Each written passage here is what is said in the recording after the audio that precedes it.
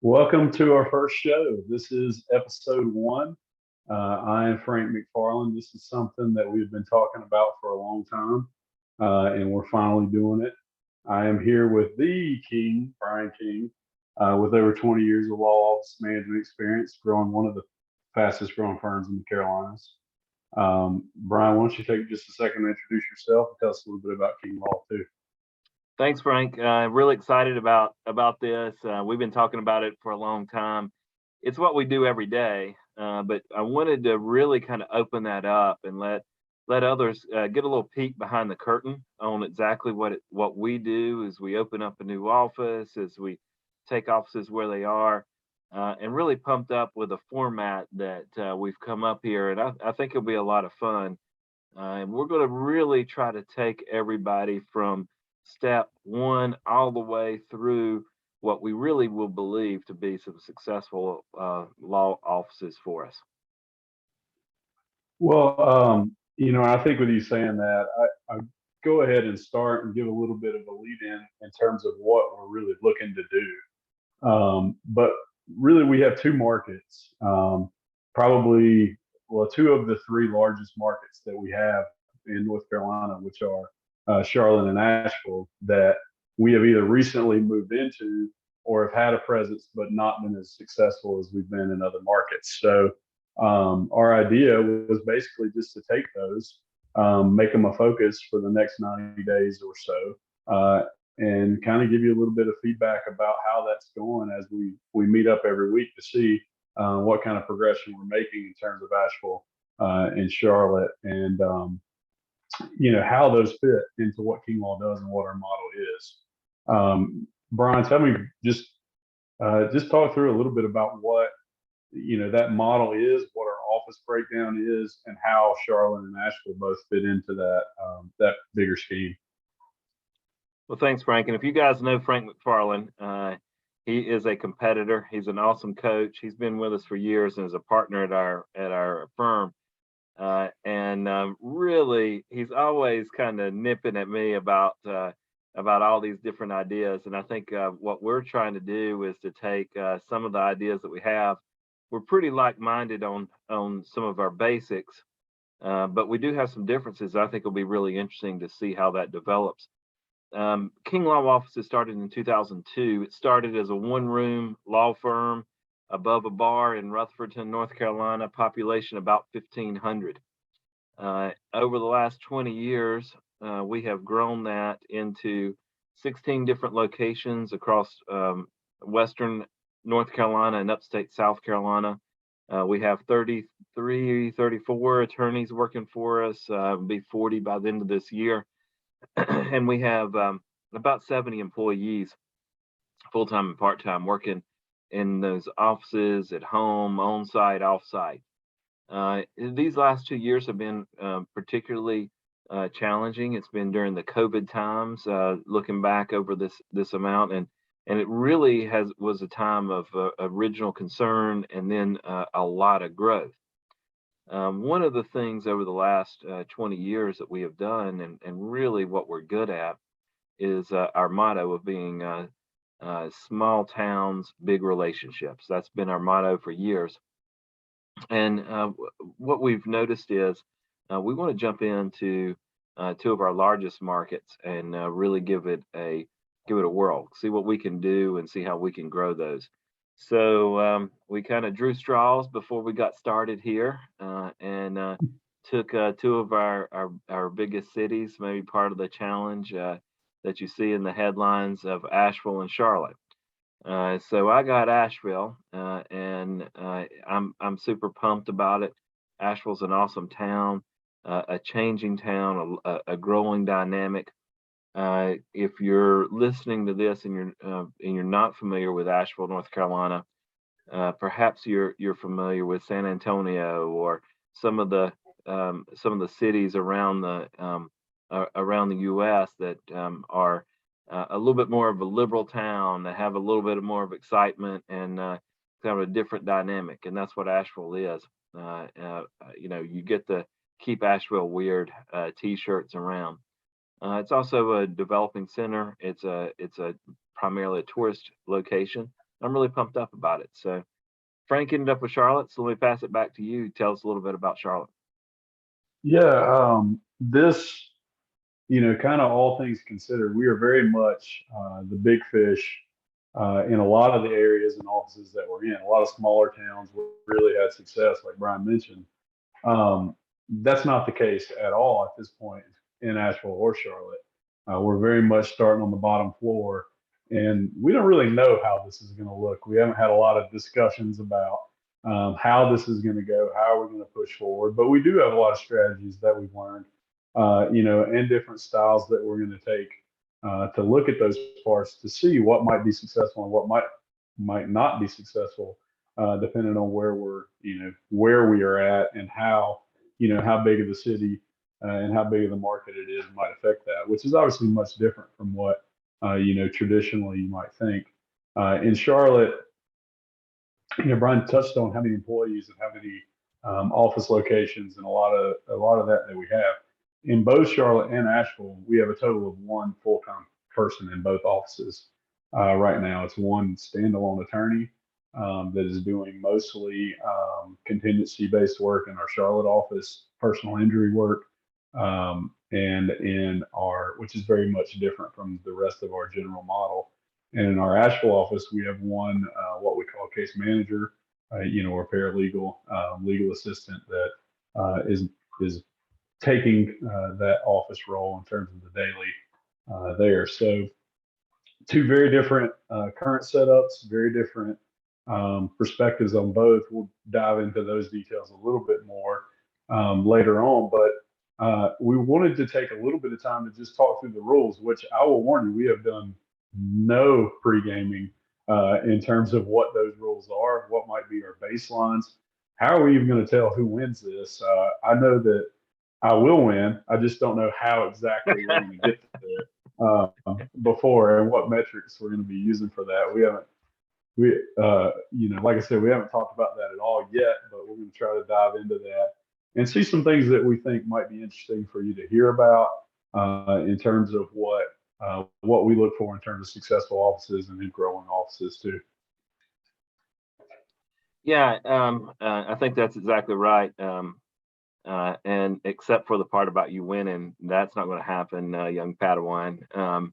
As far as the competition itself goes, a couple of things I'd say right off the bat. Number one, it's obvious Frank and I have been friends for years. We'll be friends no matter what, and we really have a blast doing this. But we are competitors. We like that little extra. What's gonna make me work and get up at 10 o'clock after the kids finish a movie and get ready for school. And what gets me like motivated, like I want to go back and do a little bit more. Competition is a big part of that. But I do want to make it clear that we're about taking care of clients. We're about taking care of each person who puts their trust into King Law. We're really excited about doing that. We believe in this. When we talk about competition over numbers, let me explain that the reason why we want more clients is not so we can drive fancier cars or be in whatever it is. I enjoy those things, but we really do believe that we provide a fantastic service to our clients, and that's a big part of what we do. So the more people we're able to help, I believe the more the general public will see what we do as a law office and be taken care of. And we're not here to compete against other law firms. That's not what we do.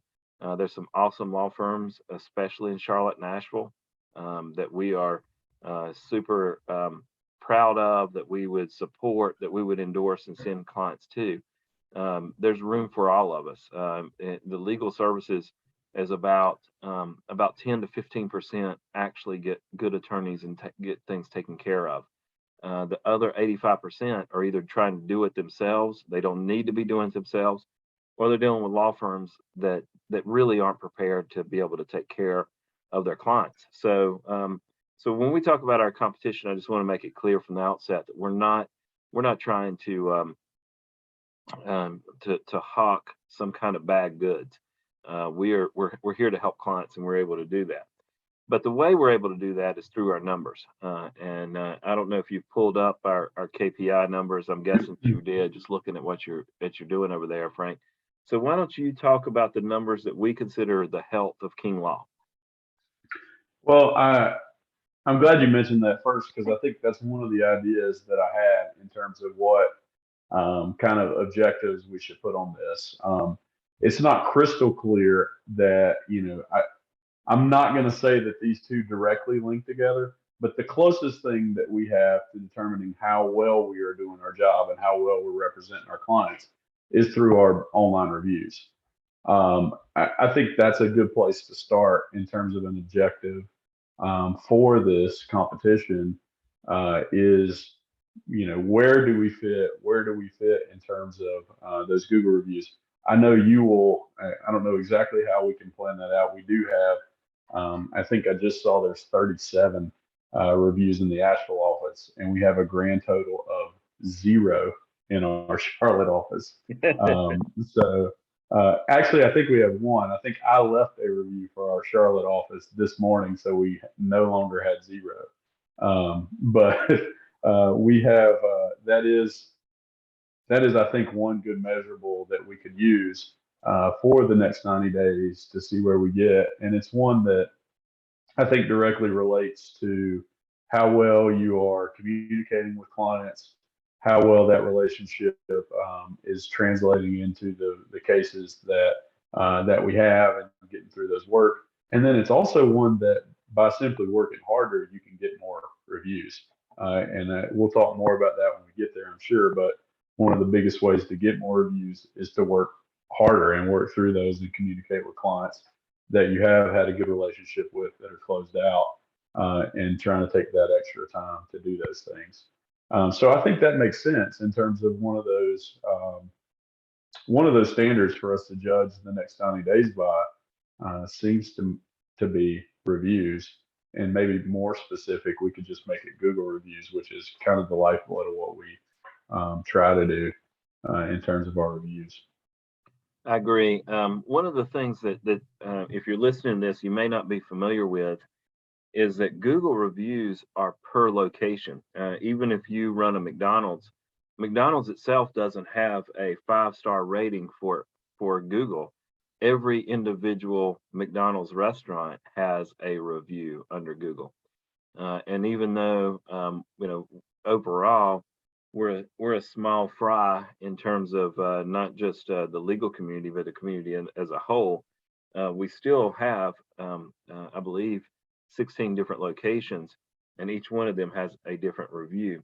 Asheville has been up and running for some time, but we had an attorney that was running it and ended up leaving, and we really haven't ever replaced that.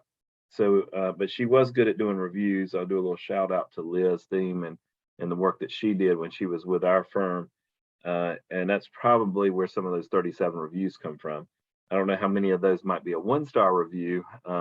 So sometimes having those things, and if you run a business or you're involved in business, let me just tell you, 1-star review will be a sinker ball on 10 5-star reviews. It is a significant impact to have that negative review out there. So I agree. That sounds like a really good place to start. 3 1-star reviews in Asheville, by the way, for Three, your records. 3 1-stars. Yeah, you're at 4.6 with 37, which is Oh, that's a good solid start. So I did not check that that's a going solid in. start. That's a solid So start. yeah, that's a good start. And I will tell you right now, if you are listening to this and you are one of the 1-star reviews, I will be finding you. I will locate you. I will use my private investigator to do that. And I will tell you, I don't know that I have the tenacity of Frank when it comes to it, because Frank will hunt you down on Facebook and get you if you leave a 1-star. And we're in the practice of law. 1-star reviews don't just come from our clients. They don't come from our clients generally. They tend to come from the other side. Google doesn't care who leaves us a bad review or why. So it's the nature of our business, but we're going to do what we can. How about let's do hit up some basic numbers. I think that what we could do is maybe if we're going to do 90 days, maybe we could start a season and do it a little bit more like football style, and each week have some ups and downs or some things like that. Now, I know it's not going to be necessarily apples to apples, but I don't mind that. We can, say that we're in the preseason right now. Give us maybe a month of preseason, and then see what we could do on a weekly challenge. And maybe with that, we could go to our what we call our KPIs around here, our points that we go through, and and see what we can do. Yeah, and when Brian talks about that, and just I guess we can start taking kind of going through those a little bit, but I think that's a good idea. There are several motivations kind of in styling this the way that we did, and I'll talk about that a little bit just briefly because one of the things that we do as a firm is, you know, well, I'll say this: we have our weekly traction meetings, which is a great book. And Brian, you might have to remember the author for me. Keep talking, Frank. I'll get you. I'll get you there. I don't Well, have my traction book out. well, yeah, Traction's a great book. I would highly recommend it for reading Gino through. Wickman. But Traction I can't believe I forgot it. Gino Wickman is Traction. We've been reading a couple of different books going into this, and we'll talk about. So it's been a little while since I got the fundamentals, but Wickman did Traction. Fantastic book.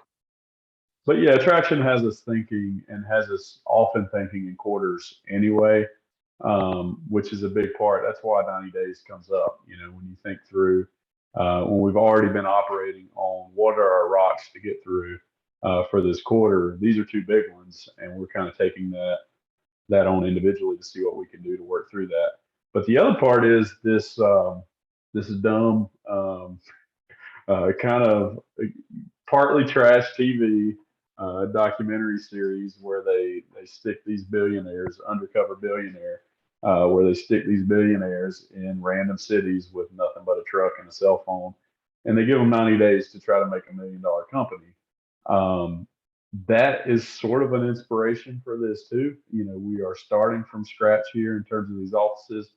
Granted, it may not be, we've just got a cell phone and a truck in a city we've never been to, but these are new areas for us, and it's they are kind of, this is sort of frontier work. We're trying to break new ground and create a new office, and $1 million in an office is a big goal number for us too.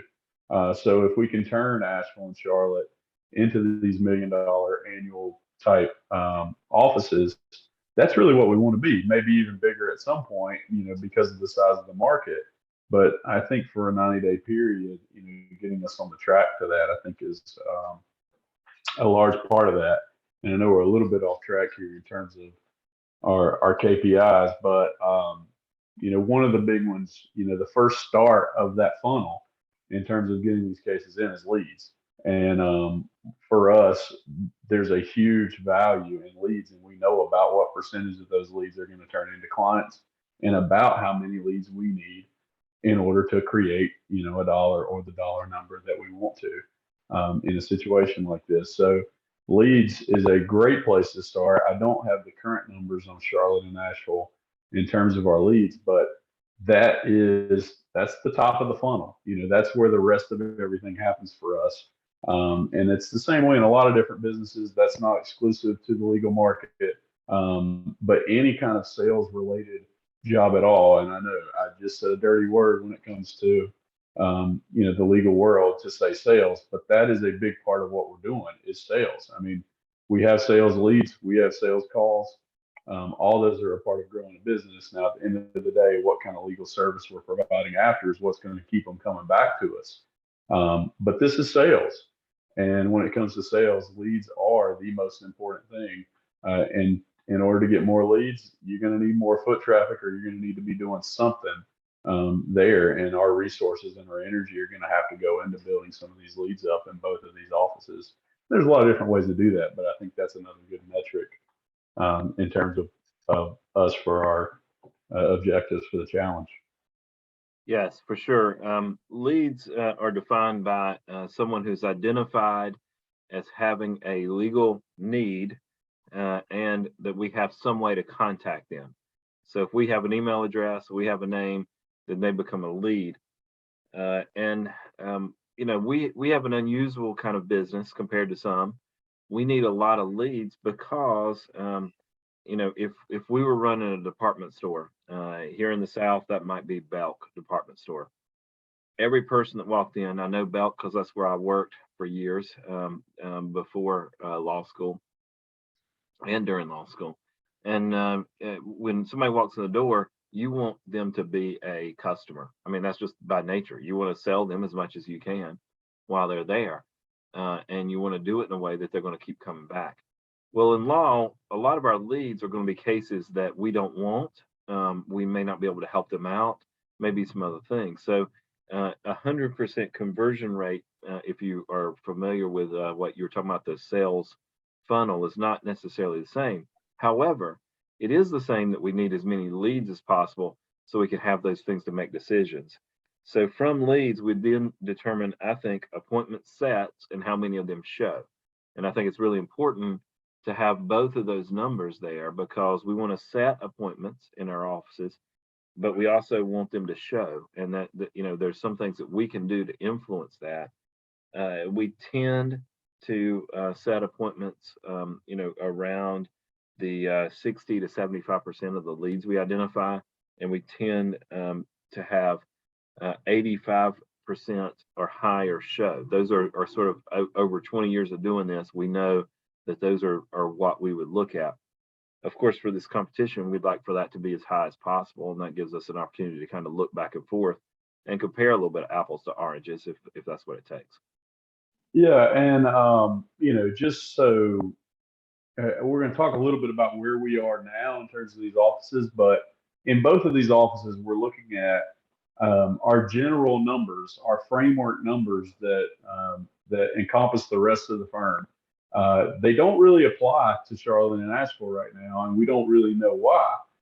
So there may be a big part of that time that's spent there, but we have, especially when it comes to this next objective that I'm talking about, which is how many of those appointments that show actually retain our firm or retain us for legal services. When it comes to these offices, Charlotte, Asheville, we have traditionally retained those cases at a much, much lower rate than we have across the whole rest of the firm. And it kind of has, there are numbers that we know hold true in pretty much every other office that don't necessarily hold as true in these offices. So I think this is probably going to be the most important one in terms of where these offices go in the next 90 days. But I think that's how many of those cases that we're actually retaining in terms of those appointments that show up. So I definitely think that's a big one in terms of what this looks like. And it may be okay that the percentage is lower, but if we can get that number up there, I think that's what's going to be the key. Yeah, conversion into a client is definitely something because at this point we're talking about what is our team going to look like in these locations? Are we going to be dealing with people who can who are going to be strong at being able to take a client that's standing it or potential client in front of them and be able to turn that person into a client of the firm? And that's about trust and confidence, and that can't be faked. You've got to be able to do that. I think that we could probably then make a determination based on the collections that our offices have, respective offices have, and the trust balance that they're able to maintain. Now, understand if you're not familiar with legal accounting, generally speaking, our clients pay an amount, and that money goes into a trust account, and then the time is billed from that trust account. A little bit different than some other services, not significantly so. Basically, that allows the client to know and manage the case, and the attorney and case manager that works in the office should be able to let the client know as to, okay, this is what our expectations are. You can imagine in the practice of law, you deal with cases that can be resolved very quickly, and then you have some that involve some lengthy trials. And because of that, the time and effort that a law firm puts into a case is reflective of what the costs are going to be. Um, of course, we would never be able to micromanage this on a individual case basis. In fact, we found by far the goal is to get a client in and out of the firm with as low cost as possible. That client is happy. We've resolved their case for them. They haven't taken a lot of time, and we've been able to move them forward in their life. That's the ideal client. What you Yeah. really would like is to be able to, over time, we know a certain percentage of these cases are going to be lengthier, they're going to be more expensive. So, while you're not trying to make money on any particular one client, when you look at something as large as an entire branch of our firm, you can start to see those numbers. And we know if there's going to be 10 cases, two of them are going to be lengthy, two of them are going to be really short, and then the others are going to be somewhere in between. So success in those numbers, I think we can put those into play. Although, frankly, I believe during the first 90 days, it's those early numbers, the leads and those kind of things, where we're going to see the biggest result.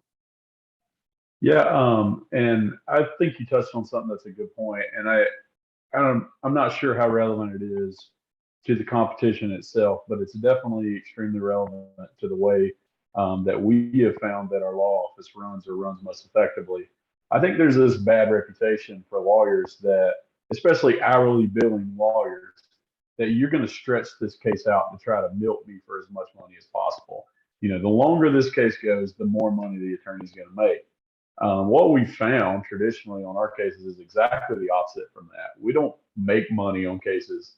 If a case lasts from 1 year into the next year, the first year, cases that are opened in that single year, let's say it's 2021, like cases that are opened in 2021 and resolved in 2021, we make far more money on those than we do on average over the years than those that carry over into the next year. So when we're closing those cases out, we do way better on those cases than we do the ones that stretch out. So really, opening and closing cases is the only way that we really make money, and it also goes in line with what with what our clients want in terms of them paying less money and having their issues resolved. It doesn't always work that way. I mean, sometimes we can't control how long the case is going to go. But certainly, all of our benefits are in favor of closing those things out at that time. I don't know, as we work through it here in terms of what points we might have left or objectives we might have left. I mean, obviously the big one's revenue. I don't know. Am I skipping over any there? Yeah, I I know think that. I think you nailed it, and I believe that may come as a surprise if you're someone listening to this and you're in an inventory business, or you're in a different kind of business than a service industry business. But quite frankly, we're not as concerned about what our expenses are. There, we have a bit of a formula that goes into that. But in general, we anticipate that an attorney that's working for us is going to make make their money back and cover costs, and case manager is going to do the same. And I'm sure in later episodes we'll probably break that down a little bit more. But I don't think that we're going to be in a situation where we're trying to necessarily reduce cost and some things like that.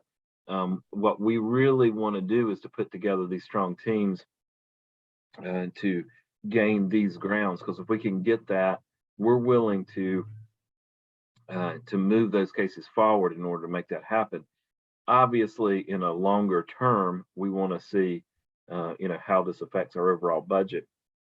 And I'm certain that what we'll do, I guess, over time, and maybe if we want to say online reviews, leads, appointment sets, shows, conversion, trust balance, and revenue. So we have our 7 key numbers, and then we'll probably have some kind of keeping budget or something like that as an 8th number of, like, are we keeping in budget? And imagine we'll come up with that as we go, because just the nature. I mean, for instance, And I hope everybody gets a chance to look at our kinglaw.com. You can take a look.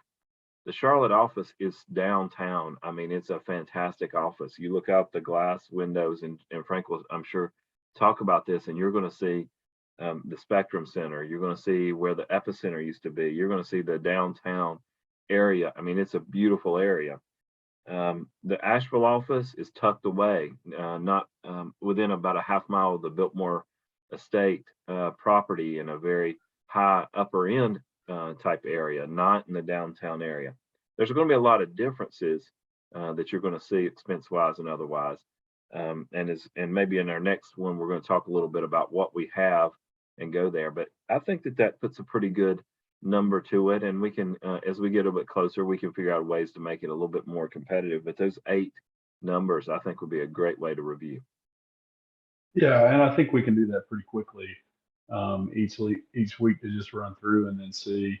And we've got some ideas for this thing, or at least I do, in terms of what I'm going to do for Charlotte. And we'll probably be bringing you some of that content too. I've got one of the first things, and I know we're kind of bouncing into this maybe a little bit, but I made a list of 5 people that I wanted to talk to in Charlotte. People that I know personally or have some level of connection with. I will say this to start with, and I think this kind of giving a baseline for where Charlotte is important. We are making basically no money in Charlotte right now. I think it's safe to say. We are not paying the bills in Charlotte right now. I can guarantee that. In terms of what our Charlotte caseload is like, I think there's reason for optimism there, but that's where we are. I mean, we kind of took a leap of faith even moving into this office building. But at the same time, we do have a member of our partnership group, one of our junior partners, who kind of surprised us all late last year with this, hey, I want to move to Charlotte. Had been in our Rutherfordton office, which, I know this is going to sound strange kind of coming to you if you're listening to this from other areas, but Rutherfordton to us is a humongous office. Our Far City office, our HQ office, is a humongous office for us that we have. An old bank building that we've got filled with people. It's our nicest location. It is kind of the epicenter of everything that we do in terms of our office. We have, I think, 6 attorneys, maybe more, that work in and out of that office at different times, which is by far the most that we have of any other office.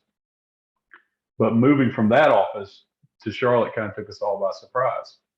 So it forced this on us, really. I think we've all been excited about the possibilities in some of these markets, but we have kind of a natural fit and a natural person in terms of the regular legal work to build into there from our Charlotte office, with virtually none of the infrastructure and ability to grow that we have in our other office locations. So we are starting from the ground there. Like I said, we're making basically no money at this point. The junior partner, Tom, is doing some rotation back and forth. I think he is spending maybe a day or 2 in Charlotte at this point. I'm not even sure how regular that is, but that's going to be obviously a topic that we discuss more and more as we move through the next 90 days. But Charlotte is very much, it is the biggest county, it is the biggest city that we have in our state, in the 2 states, in North and South Carolina. And, it's an area and an opportunity for growth, but it's not one that we've tapped into in any large scale. And I'll also say this, I've had trials in probably 16, 17 counties in North Carolina at this point. I have never stepped foot in the Mecklenburg County Courthouse, which is where Charlotte is. So it's also completely foreign to me in terms of the bar, in terms of the way court operates. So there's a lot of learning curve to this. It is very different from some of our smaller town courtrooms and the way that operates. I have been in Buncombe a little bit. So tell us, a little bit, Brian, about where we are in Asheville right now and what our current status is. Well, you got me worried a little bit about your 5 people you're already going after in Charlotte. I assume Michael Jordan, maybe. Absolutely. David Tepper, Cam Newton. I'm imagining that Bank of America, watch out, Frank is coming for you. Well, I Obama's headed to Asheville pretty soon, so Yeah, you know. I do like, and Asheville has been in office, as we said, for a couple of years. We've been in Asheville. We opened up Asheville with an attorney who is now out on his own in a very small location in a joint owned area that was a business incubator. And after he left and is opening up a firm with a partner, then we had another associate that came in that moved our location to our current placement. That's Liz theme that we talked about. Patrick Bryan was the other attorney. If you guys are attorneys in Nashville or know those two, they're fantastic attorneys that we keep up with. That still consider them friends at KLO and enjoy catching up. In fact, I was with Patrick this past weekend. But the position that we're in now is we only have transient attorneys. We have attorneys that share some space and come through. Nobody hangs their hat in Asheville. We have a very new case manager who is kind of running the show right now, and she's great, but she's juggling a lot, putting that together. So I'm a little jealous in the upswing, even though Charlotte is brand new and not making us any money. If you can imagine this as a sports analogy, it's like starting a new franchise in a really good location, and you have one All Pro or All Star who's coming to your team. That's a kind of what you have there in Frank and what Frank has in Charlotte. Asheville, my problem is a little bit different. When you have that kind of background, I would say Asheville is certainly paying its bills at this point, but it's paying its bills in little bits at a time, without having the kind of commitment to that is a normalized one. During COVID, we've learned that you can practice law from anywhere. I've had a lot of cases in Buncombe County over the last 2 years. I have entered the courtroom twice that I remember during that time. By the way, I love Mecklenburg Court, and that you're going to love going there. The court.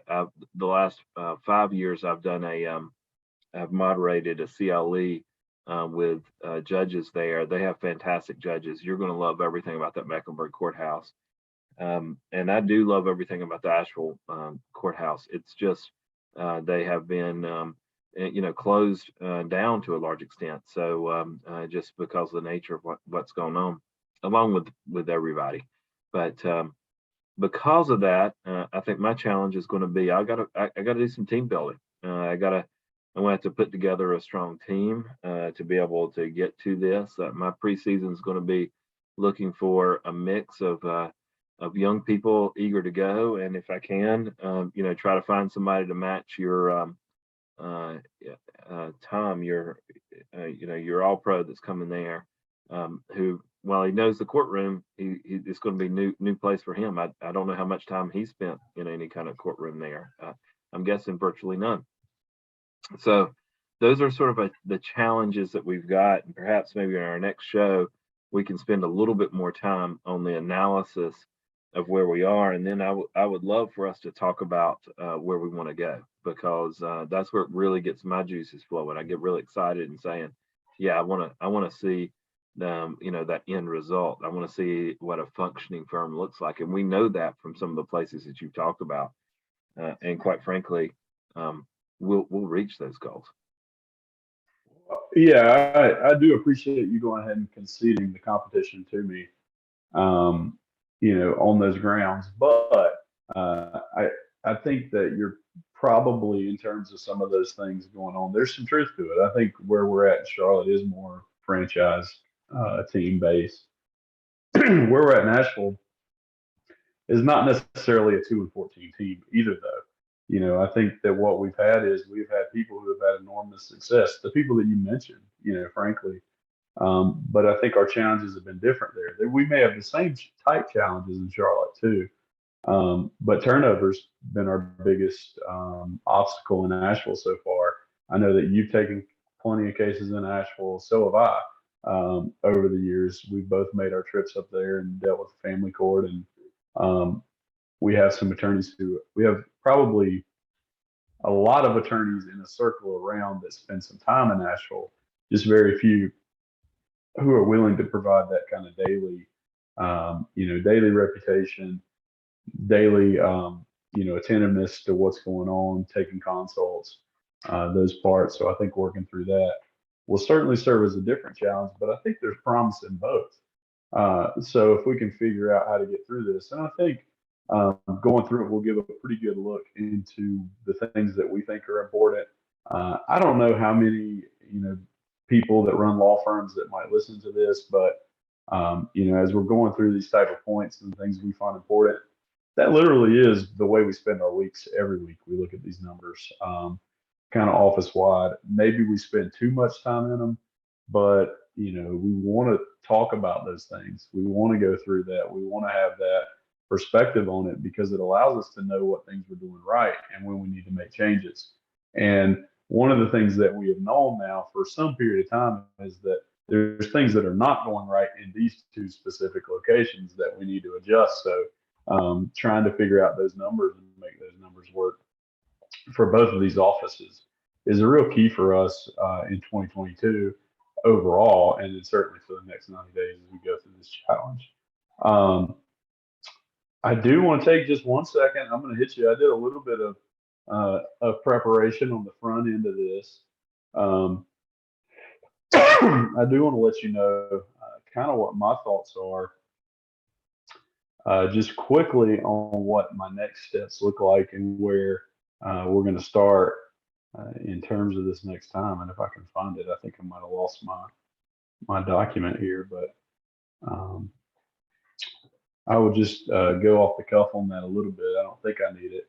But Tom, that we talked about, our junior partner, I've already reached out to him about scheduling a time for us to talk through what these next 90 days will look like. I fully intend another person you might hear us talk about, which is, gosh, I ask you to give it a listen, but not necessarily for all of the coaching aspects as much as it is the motivation. But Grant Cardone is another one that we've been listening to. There are parts of that I think are really applicable to what we're doing here, which is I fully intend on beating the sun up every single morning on this. I'm going to be up at 5 a.m. every day.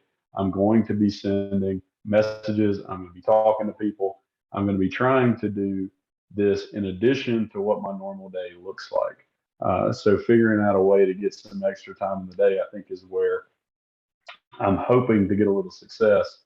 And part of that I want to do is interview these people that we talked about. And I think we have enough of a network to show some of the places where this has worked. Gosh, I'll even give this, I'm afraid to give this shout out, but I will. If you look right now in terms of Charlotte market and you search family law attorney in Charlotte, I know we didn't talk about that. Family law is a big part of what we do, probably the biggest part. The first name that comes up, Calder and Valentine. I don't know if you know that or not. That's crazy. But Calder and Valentine is a fairly big competitor of us, mostly in our Shelby office. So very similar. That I don't know that they have a Charlotte office, or at least a brick and mortar Charlotte office. So one of those conversations, they're extremely, extremely young. Maybe not extreme, maybe not too extremely now, but very, very young, two very good attorneys that work out of that Shelby office. But a surprise in terms of who would be showing up on those searches that way, and what are they doing that's different from what we're doing. So that's a place to start. Mm-hmm. I know that we both have a good contact with one of the bigger family law firms in Charlotte that we've been dealing with for years on another case. There are certain things that I love about the way that he practices law, and I want to hear from him on some of the things that he has found to work in the Charlotte market. And he also kind of has a different perspective on things, as he was in the DA's office and then went into a primary family law practice.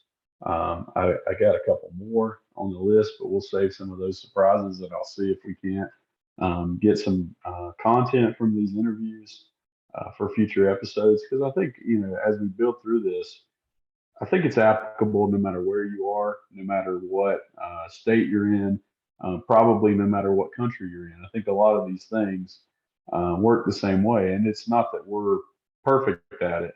I know that I'm not, and I know Brian's been doing it really, really well for a very long time, but he probably is going to learn through this too. So I think the more that we can sponge up in areas that we're not doing well, and some of the things that we do really well in some of our other markets, bringing those to this different market.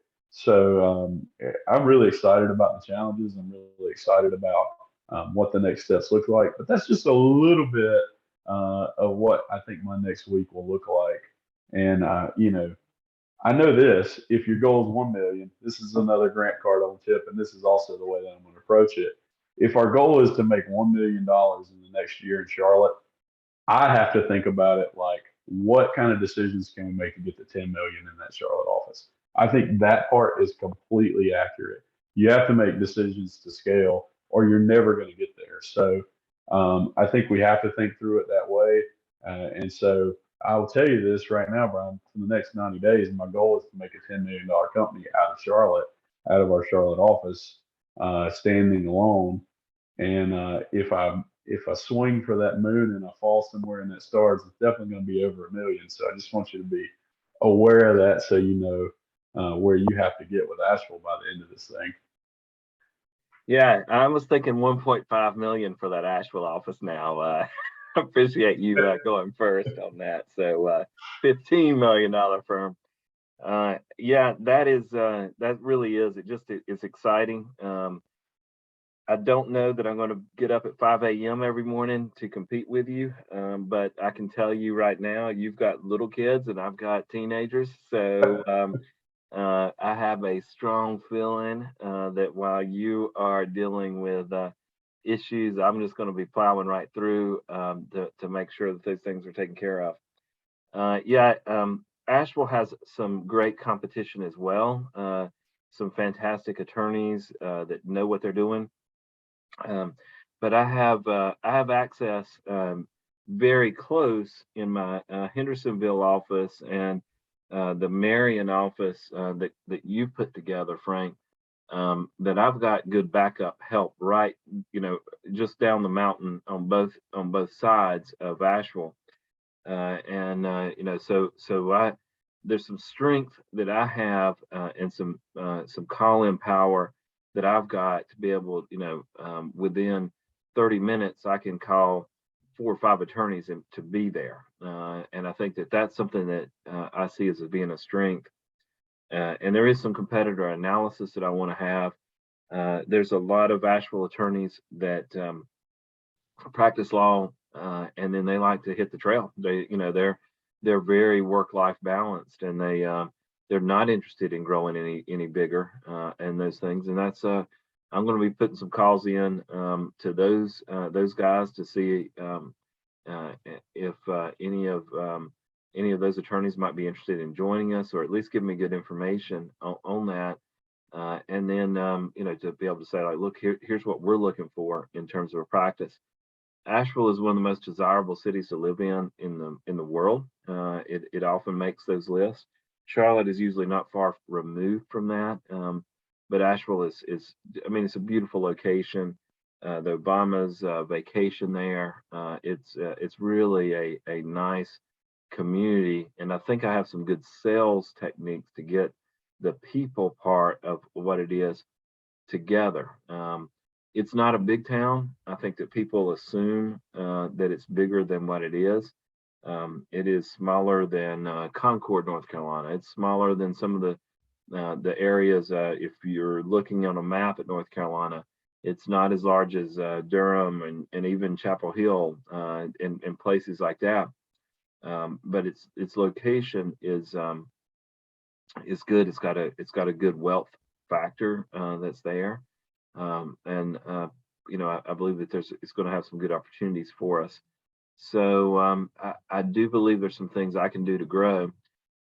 Personally, for me, the challenge is going to be, we're not going to be able to drop the reins. We still run the entire firm. In fact, here in just a little bit, I'm on my way to Marion because we're going to be doing some expansion there, and I'm going to be spending some time in that office and in all our offices. We can't just solely focus on these one places. We've got a lot of other responsibilities, but I do plan on doing the extra efforts that it takes to be able to do this. And frankly, it's got me excited. I love this part. I love being able to do it, and I love being able to share it. And I love being able to get your thoughts and ideas, Frank, as we go through that, and some outsiders. So I'll make sure I do some recording on this as well. Hopefully, we do have some of these episodes where we're talking to other people and kind of getting a thought process. I'd love to get Penny, my case manager, on it. She is an interesting personality, and Patrick Twisdale and some of the people that were involved. So I think we got ourselves a plan. I'm really pumped up about it. Yeah, I am too. I'm excited, and look forward to seeing what the next couple of weeks really look like as we're able to dive in and to try to get some momentum that we can keep carrying on through the next 90 days. Um, that should wrap up what we are doing. Is this is the end of our first episode here. We are going to start. This will be the first challenge. We'll call it the Two Kings Challenge, and this one is a tale of two cities, Charlotte and Asheville.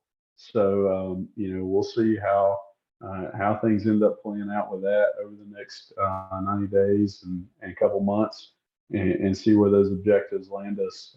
And we'll see. Touch base again next week and see what happens from here. All right. See you guys.